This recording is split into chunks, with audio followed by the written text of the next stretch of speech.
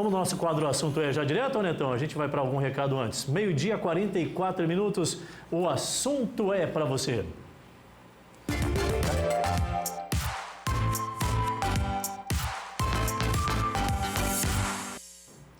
Pois é, o assunto é recebendo aqui a deputada Thaísa Souza. Deputada, muito boa tarde, bem-vinda aqui à tela da Band. Feliz ano novo, não havia encontrado a senhora ainda, né? É verdade, para mim é uma grata satisfação estar aqui no teu programa, justamente falando para todos os telespectadores do estado de Rondônia, sei que sua audiência é maravilhosa, e falar um pouquinho dessa tão sonhada, o nosso hospital de Guajará-Mirim, que há mais de 10 anos a obra estava parada. Pense em algo que é esperado pela população do estado, não só ali da Pérola do Mamoré, mas de todo o estado, até porque isso significa que a gente acaba desafogando também a demanda que tem aqui no nosso João Paulo II, o próprio hospital de base. É um atendimento que vai ser estendido à região de Nova Califórnia, Extrema, Vista Alegre do Abunã, Nova Mamoré, entre outros. Então isso vai ser muito significativo. Antes de a gente falar sobre o hospital, hoje, as atividades parlamentares iniciam hoje, é isso? Na verdade, hoje é a posse da mesa diretora, né? Posse da mesa diretora. Isso. Mas é a primeira sessão que vai haver pós o período de recesso, né? Justamente. Na verdade, não. Pós o período de recesso, nós tivemos várias extraordinárias. Semana passada, nós votamos o orçamento do governo numa extraordinária e várias outras, né? Tivemos também extraordinária na época lá da segurança pública. Então, rendeu bastante extra aí, ó. Teve várias. E lembrando, é bom informar a população que a gente faz extraordinária, não tem nenhum recebimento extra. Não ganha não, deputado? Nada, então não vai ser deputado, não. Não ganha nada. Viu, Valmir? Você só pensa em hora extra, não vai ser deputado, que não vai dar certo, não. Não, a gente, se convocar, a gente tem que estar prontos para fazer as votações. Eu toquei nesse assunto porque hoje é um dia importante, vai ser definida aí as diretrizes desse novo corpo que assume a direção da Casa de Leis. É evidente que está sendo uma retomada, né? O presidente Alex Redano vai estar de volta, mas as composições acabam surgindo uma novidade ou outra. Como é que a senhora está otimista para esse novo biênio do presidente? Na verdade, assim, a gente vai mudar algumas comissões, né? Hoje eu faço parte da comissão da Mulher, da Criança e Adolescente e agora a gente vai para outra comissão como presidente. Todos os parlamentares, então, faz essa mudança. Já tem definida qual é a comissão? Não, a gente vai ter uma reunião para tratar sobre isso. Todos os parlamentares. Além disso, essa mudança, né, é uma continuidade do trabalho, né, que já começou lá atrás com Marcelo Cruz e agora com Alex Redano. É claro que ele vai trazer o jeito dele administrar, a forma e compartilhar, porque quando a gente nomeia um presidente é justamente para a gente trazer os anseios dos parlamentares e bem como da população. É porque tem dois métodos de campanha eleitoral. Tem a campanha eleitoral que é feita com o público efetivamente, onde as pessoas elegem os seus representantes, e tem as eleições que são feitas dentro das instituições.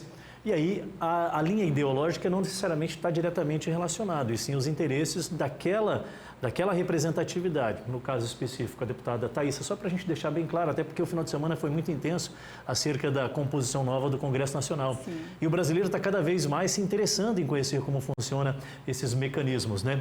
E aí a deputada, ela vai lá e coloca o seu posicionamento diante daquilo que vai ser mais viável para atender a demanda daquela localidade que a elegeu.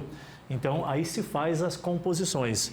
E é importante a tua fala que o povo brasileiro está extremamente atento. Nós tivemos as eleições do Congresso, do Senado, e assim, eu fico muito feliz, porque antigamente a população, você sabia de qual é salteado que era o jogador da seleção brasileira. Sabia quem ia jogar, quem não ia jogar. Hoje o povo sabe do STF, sabe de quem vai ser o presidente do Senado, quais são as bandeiras, o presidente da Câmara dos Deputados, da Assembleia Legislativa, e isso é importante, porque a política envolve toda uma sociedade, envolve hospital, envolve saneamento básico, envolve pavimentação, envolve toda uma estrutura. Então, assim, isso me deixa cada dia mais feliz. Quanto mais a população estiver assistindo às sessões, quanto mais a população vê o que vai estar pautado, o que não está, se é votada às escondidas, se não é votada às escondidas, isso faz melhorar o sistema e, principalmente, a população não apenas depositar o voto na época de eleição, mas sim fiscalizar o político durante o mandato. Quanto mais entendimento o cidadão tem, maior é o exercício pleno da cidadania, porque você vai aprendendo como faz uso da ferramenta mais poderosa que nós temos no sistema democrático, que é o direito ao voto, né, deputada? Se você não conhece o mecanismo, fica difícil você saber se votou bem ou não. Eu acho que isso faz tudo parte do processo. Por isso que eu já comecei trazendo para esse viés a nossa conversa, para inclusive deixar as pessoas bem à vontade e entenderem que há hoje, por exemplo, uma retomada de atividade com essa nova composição na Assembleia Legislativa aqui no estado de Rondônia, exemplo do que foi feito no Congresso Nacional, Câmara dos Deputados e Senado da República. Então, é importante a gente estar de olho também na nossa regionalidade. Só para explicar para a população a importância do presidente da Assembleia e de toda a mesa diretora, né? Cada pessoa ali na Assembleia da mesa diretora, ela cuida de um setor dentro da Assembleia, porque a Assembleia Legislativa ela tem um orçamento. Vou dar um exemplo. Eu ali na minha região, recentemente nós aprovamos a comissão lá, a Frente Parlamentar dos Free Shops para desenvolvimento da região de Guajará-Mirim. Quem aprova a liberação de viagens, quem aprova a liberação de uma ida, até de uma comitiva para resolver em outros locais e outros estados uma situação como essa, é o presidente da Assembleia. Então, é muito importante esse alinhamento, é muito importante esse diálogo. Cada presidente tem uma forma de tratar. E só para explicar um pouquinho para a população como que funciona. Também, vamos dar uma outra exemplificação. Nós estamos vivendo dentro do estado de Rondônia um problema muito sério na questão de regularização fundiária, que é uma pauta que vai ser do deputado Alex Sedano, que vai assumir agora, né? Já assumiu, na verdade, já foi votado como nosso presidente. E é uma coisa que ele se solidariza, tanto para mim, como o deputado Lucas, que é para a região de Buritis, eu, a região ali de Guajará-Mirim, e o deputado Pedro Fernandes, que é da região de Cujubim, todas as reuniões tratando sobre regularização fundiária, nos órgãos de fiscalização, o presidente Alex Sedano esteve reunido com a gente, porque ele sabe que é uma pauta importante para nós, sabe que a gente precisa dar uma resposta para o nosso eleitorado e sabe o tanto que nós precisamos ter um diálogo forte com o governo e, principalmente, tomarmos atitude e sermos exemplo como Mato Grosso, para regularizar as terras e fazer com que o Estado, além de melhorar a arrecadação, possa realmente dar segurança jurídica para o produtor que está lá na ponta. Porque muitas das vezes o produtor não consegue se inscrever nos programas do governo e até ter benefícios em relação a isso, porque não tem a regularização fundiária. Sem sombra de dúvidas, são pautas extremamente relevantes. Hospital Regional Guajará-Mirim, vou falar sobre ele já, mas já que a senhora adiantou o projeto Free Shop em Guajará, o que vem a ser esse projeto? O que significa? Todo mundo vai em Guajará-Mirim e fala da questão da perfumaria, né? E quando a gente vai nos aeroportos, a gente vê as duty frees, e na verdade são os free shops. Nós temos regiões de fronteiras que têm esse benefício, e aí a gente fez justamente a frente parlamentar para isso. Tivemos uma articulação junto com o governo, secretário da CEFIM, com o nosso governador Coronel Marcos Rocha, e zerou o imposto em relação à situação. Então, logo, em menos de 30 a 60 dias, Guajará-Mirim vai estar inaugurando lá uma frente toda relacionada à questão de informática, onde zero imposto estadual e aí automaticamente a população até $500 consegue comprar esse produto com preço bem mais em conta. E aí também vai começar um trabalho nosso para que Guajará-Mirim seja a primeira da região norte a instalar outras duty frees, porque com isso, além de gerar emprego e renda, a gente vai atrair realmente o comércio, as pessoas que têm interesse em comprar, não só para cruzar para o outro lado e ir em Guajará-Mirim, mas para comprar em Guajará-Mirim. Então, isso é efetivação meio que imediato, não é algo a médio ou longo prazo? Não, já. A resolução já saiu, já zerou o imposto estadual, tanto é que a TOP já vai abrir uma em relação à questão de informática, que já deu entrada na Receita Federal para seguir os trâmites das isenções, e isso é extremamente importante de gerar emprego e renda. Também tivemos agora há pouco uma reunião com a CEFIM, porque nós temos uma parceria com os estados da região norte em relação aos benefícios fiscais com São Paulo. De forma unilateral, o governador de São Paulo, Tarcísio, retirou isso. E a gente já fez uma conversa agora, solicitando do nosso governador esse diálogo com São Paulo para que retorne, porque com isso a gente sabe o tanto que beneficia esses impostos entre São Paulo, Guajará-Mirim, o Amapá, os estados da região norte, para a gente poder ser cada dia mais atrativo. Isso aí é, que nem eu sempre falo, isenção, benefícios fiscais, muda a vida das pessoas. Você está otimista com relação ao posicionamento do governador sobre essa pauta? Sim, estive hoje conversando com o secretário da CEFIM, até porque ele não poderia ter feito isso sem passar pelo Conselho. O Conselho, só os estados da região norte, já passa de mais de 20% e o Conselho tem que ser aprovado por 80%. Foi uma decisão unilateral, estamos tentando resolver através do diálogo junto com o governador para governador. Se não for resolvido, eu tenho certeza que as vias judiciais garantem, porque a lei prevê que não poderia ser feito jamais de forma unilateral e teria que ser passado por votação do Conselho, porque não prejudica só Rondônia, mas todos os estados da região norte. Deputada estadual Thaísa Souza, a senhora é advogada? Sou advogada. Porque eu sempre vejo a denominação doutora, né? Doutora Thaísa. Advogada, ex-policial. Ex-policial também? A vida política da senhora começou com qual cargo? Eu fui candidata a prefeita, né, do município de Guajará-Mirim. Tive o privilégio de ter muito voto e depois fui candidata a deputada estadual e fui eleita. Estou com 2 anos de mandato. Saiu candidata a prefeita, bateu na trave e aí depois deputada, foi eleita. Primeiro ou segundo mandato? Primeiro mandato. Primeiro mandato. É claro que, com certeza, uma das motivações que a senhora teve foi justamente essa questão do Hospital Regional em Guajará-Mirim. Eu queria que a senhora contextualizasse para nós qual é o estágio em que está e em que condições a senhora arregaçou as mangas e falou, isso precisa ser revertido. Primeiramente eu saí, né, na verdade eu fui candidata por causa disso, porque durante muito tempo o Hospital de Guajará-Mirim ele foi palanque político de muita gente. Estava há 10 anos parada a obra e assumi o mandato dia 2 de fevereiro, há 2 anos atrás. Nesse mesmo mês, eu fui para Brasília e fui no escritório da UNOPS, que era responsável por essa obra.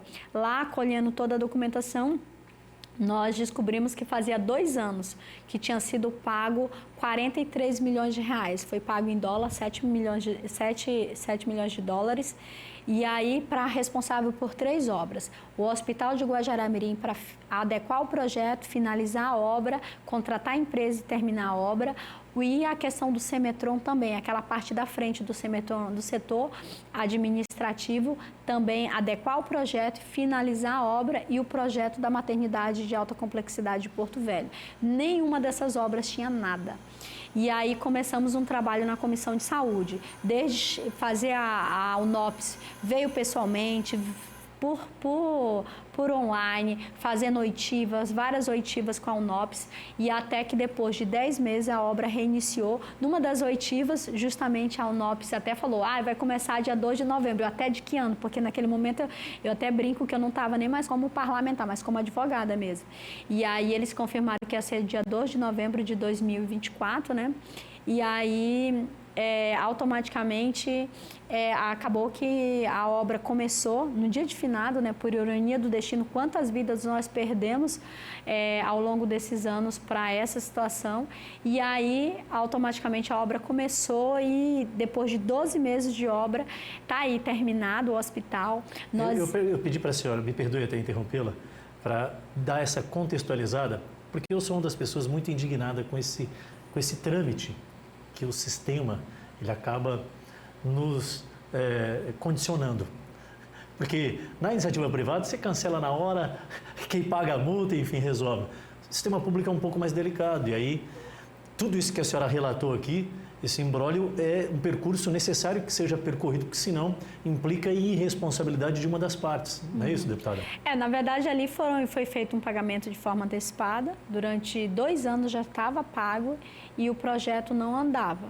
E aí, depois de muita pressão na Comissão de Saúde, a qual eu faço parte, graças a Deus, eles começaram a obra, né, junto com o nosso governador, Coronel Marco Rocha, com a CESAL, com o secretário, com o Coronel Jefferson, né? Eu lembro como hoje, que um dia o Jefferson ligou para mim, me ajuda lá. Eu falei, pode deixar que a gente vai cobrar junto. E assim, automaticamente a gente fica muito feliz, porque aí a obra, dia 20 de dezembro, finalizou, porque eles tinham 12 meses de prazo. E eu, assim, o tempo todo acompanhando. Em 15 dias eu acompanhava a obra. O hospital está pronto então, deputado? O hospital está pronto. Deixa eu ver as imagens aí, né, que a gente tem. E agora o hospital está sendo equipado já. Está sendo equipado? Equipado. O hospital foi finalizado agora. Essa aí, parece a senhora? Sou eu mesma. Aí é o centro, todo o material do centro cirúrgico, tudo essa novinho, parte, tudo novo. Material da Alemanha. De se manter com condições adequadas, porque o que mais entristece também o cidadão é que a gente vê obras imponentes, né, estruturas modernas, e que parece-me que não há um método que faça com que aquilo tenha preservação. Há algum tipo de cuidado com relação a isso também, para que a gente tenha uma infraestrutura bem cuidada? Na verdade, esse hospital vai ser bem diferente, né? Porque ele vai praticamente parecer um hospital praticamente particular, porque é uma PPP. A empresa é privada, que está assumindo, que está equipando, a obra é do Estado, o hospital é do Estado, vai ser equipado e automaticamente a empresa o Estado só vai pagar a conta. E a contratação dos funcionários é tudo privado, desde seleção de currículo, tudo de forma privada. E eu, como parlamentar... Só para deixar claro, a gestão privada, mas o atendimento é público. O atendimento é público. Daqui a pouco as pessoas, olha, a deputada falou que o Hospital de Guajará está inaugurado, mas é privado. Não. É um método de gestão para demonstrar a eficiência e rapidez na solução de questões que sejam evidentemente necessárias e também o cuidado específico com aquilo que a gente precisa que se tenha. E tem previsão de início da atividade, deputada? A empresa tem até o dia 10 de fevereiro para terminar de equipar, de montar, né? Ainda falta 2 caminhões chegarem. E aí depois é só a agenda do governador, tá? Então, assim... Governador, então já prepara essa agenda aí. Que não dá para admitir que ele fala que não tem agenda. Eu acho que ele é o primeiro que está ansioso para abrir essa agenda. E ele, assim, ele foi primordial, né? Nesse hospital. O nosso governador, eu lembro como hoje, assim que eu assumi o mandato, eu fui no gabinete dele, né? E eu como advogada, a gente já leva tudo escrito que a gente deseja para a nossa região. E lá, a primeira página estava o Hospital de Guajará-Mirim. Ele falou, pode deixar que isso daqui eu faço questão. Então, ele foi primordial, sempre deu a determinação para o Coronel Jefferson para poder olhar com muito carinho. A esposa dele é filha de Guajará-Mirim, então a gente, assim, sabe exatamente como que foi importante. E ficamos muito felizes. E que, pô, já vem com material humano também? Já está no paralelo sendo tratado essas questões? Tanto é que desde semana passada, a Medial Brasil, que é a empresa que ganhou o processo lá de licitação, eles já estão recebendo currículos lá no hospital mesmo, vários currículos, e para fazer as contratações, selecionar o pessoal, o RH da empresa já está lá. Da infraestrutura, deputado, o que tem esse hospital, que tipo de atendimento que ele vai ofertar? 84 leitos, desde a parte de pediatria até a parte adulto, tem enfermaria mista, 3 centros cirúrgicos, um centro cirúrgico para parto humanizado, não deu, tem lá para fazer a cesárea, ortopedia para fazer a parte de cirurgias ortopédicas, cirurgia ginecológica, clínico geral, estabilizar o paciente da parte, fonoaudiólogo, toda assim, pelo menos assim, que mandaram a lista de funcionários que vão contratar, anestesista e as cirurgias eletivas, vai passar pelo processo de regulação, então automaticamente você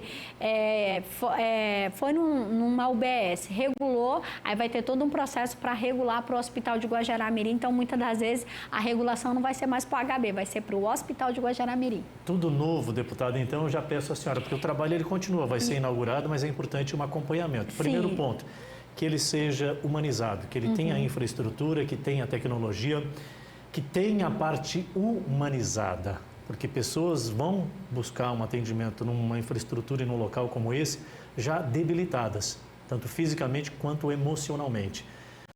Os fatores que acabam destruindo são, lamentavelmente, poucas maçãs que existem estragadas dentro de caixas, usando essa simbologia para ser bem coloquial, que acabam deixando a coisa ficar um pouco mais tensa. Eu acho que, já que está inaugurando, então, já que você tem uma política forte nesse sentido. E qual hospital é esse? Tem nome?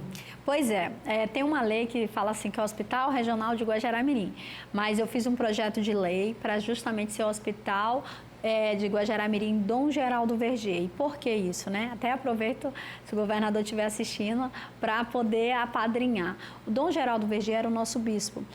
Boa parte dos terrenos de Guajará-Mirim foi doado por ele, porque ele tinha uma herança, ganhou da família, e ele comprou os terrenos e deu gratuitamente. Até onde é o hospital, foi uma área doada por ele. Então, a gente fica assim, solicita, né? Tanto é que eu fiz um projeto de lei, está tramitando na Assembleia, se não for, vai ser por lei, se Deus quiser, aprovado pelos meus pares, justamente para homenagear uma pessoa que tão somou, que fez tanta diferença, que se hoje tem muita gente de Guajará-Mirim, e além mais, o próprio hospital que atendeu, que tanto o ProSaúde como antes, que é do lado da prefeitura, foi da igreja. Então, assim, nada mais justo de homenagear uma pessoa que tanto fez para ser Dom Geraldo Verger, o nome do nosso hospital. Dom Geraldo Verger. Eu acho que também essa questão de homenagear incentiva outras pessoas a essas práticas, né? Exercitar a bondade, a empatia. Eu acho que quando você faz esse tipo de ação com pessoas que são merecedoras, outros também acabam se motivando a deixar um legado. Eu acho que isso também é uma forma de reconhecimento daquele legado que diretamente contemplou uma determinada sociedade, mas nem todo mundo teve o conhecimento. Deputado, a senhora quer acrescentar com algum outro ponto? Infelizmente, o tempo nosso já está acabando aqui. Eu só quero uma satisfação recebê-la aqui. Eu quero te agradecer, Adilson, assim, pela oportunidade, sei da tua audiência, que é super importante. O hospital foi feito os 300 metros de asfalto também já ao redor. E a gente vai ser o melhor hospital do estado de Rondônia. Quando toda a imprensa for lá, vai ficar impressionado com toda a estrutura. E Guajará-Mirim merece isso. Vai atender toda a região do Madeira-Mamoré. Nosso povo de Rondônia merece saúde com dignidade, merece a saúde na ponta, merece a saúde realmente sem ter que fazer um deslocamento. A realidade da nossa cidade hoje é se quebrar um dedo, você tem que vir aqui se deslocar 320 quilômetros. E com esse hospital, com esse atendimento, é fazer a cirurgia ali e poder voltar para casa. A gente paga muito imposto e, como eu sempre falo, é o recurso do povo voltando para a população. O povo de Rondônia paga muito imposto e tem que ter, pelo menos, não é o mínimo, é o digno. E o digno é ter qualidade, é um hospital decente. Junto em parceria, a gente está aí para somar. Obrigada. Perfeito. Neto, dá a imagem do hospital aí, cara, a gente tem que comemorar. Estamos em festa, expectativa de que até o dia 10 a empresa termine a montagem técnica do hospital. Paralela a isso, a questão da contratação das pessoas que vão também prestar os atendimentos à sociedade, e em tudo sendo resolvido com este tempo, o governador fazendo a inauguração junto com as demais autoridades, o atendimento já é de imediato? Imediato. Então, atenção, atenção, agenda do governador, previsão dia 10, a entrega. Terminar de montar. Terminar de montar. Aí ele vai. E aí a entrega fica a cargo do excelentíssimo governador. A gente só espera que seja entregue o quanto antes e que a sociedade seja atendida. Deputada estadual Thaísa Souza, conversando um pouquinho conosco hoje aqui na edição do Band Cidade. No nosso quadro, o assunto é na tela da Band para você.